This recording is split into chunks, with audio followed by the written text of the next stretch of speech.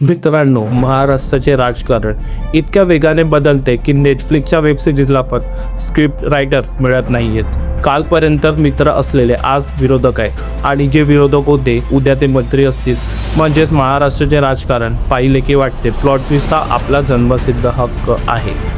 आज आपण पाहणार आहोत AI, राज्यसभा, सोलार आंदोलन आणि अर्थातच आपलं फेवरेट राजकीय गणित.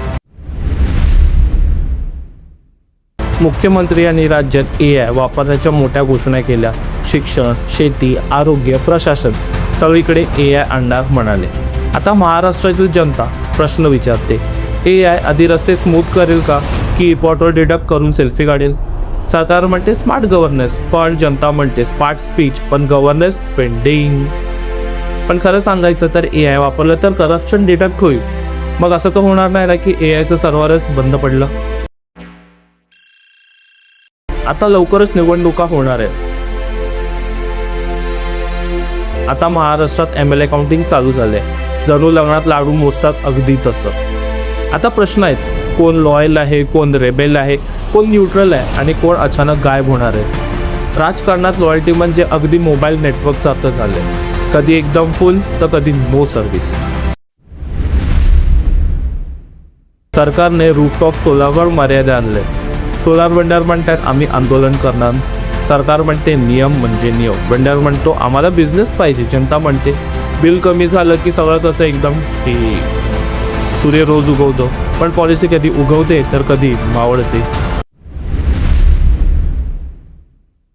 आता BMC मध्ये पुन्हा सत्ता संघर्ष, प्लॅनिंग कमिटी आणि फाईल्स. मुंबईमध्ये फ्लायओव्हर तयार होण्यासाठी 5 वर्ष लागतात, पण प्रेस कॉन्फरन्स 5 मिनिटात संपून जाते. प्रत्येक पक्ष म्हणतो आम्ही फक्त विकास करतो. जनता म्हणते गुगल मॅप्स सांगतो ट्रॅफिक फुल जाम आहे.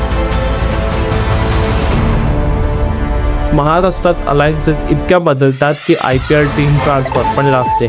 आज महायुती स्ट्रॉंग, उद्या महाविकास स्ट्रॉंग, परवा मी स्ट्रॉंग. मतदार विचारतो मी वोट कोणाला दिलं आणि सरकार बनते कोणाचं.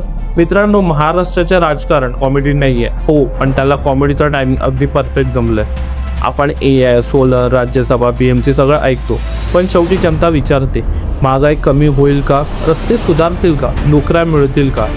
राजकारण बदलत राहील पण प्रश्न तेच राहतील. जर तुम्हाला अशी ऑनेस्ट पॉलिटिकल अनालिसिस व्हिडिओ आवडली असेल तर व्हिडिओला लाईक करा, चॅनल सबस्क्राईब करा आणि कमेंटमध्ये सांगा आजच्या महाराष्ट्रात राजकारणात तुम्हाला सर्वात मोठा मुद्दा कोणता वाटतो. मी प्रणय आणि आपण पुन्हा भेटूया पुढच्या व्हिडिओमध्ये नवीन अपडेट, नवीन ट्विस्ट आणि महाराष्ट्र पॉलिटिक्सची नवीन स्टोरी घेऊ. तोपर्यंत जय महाराष्ट्र.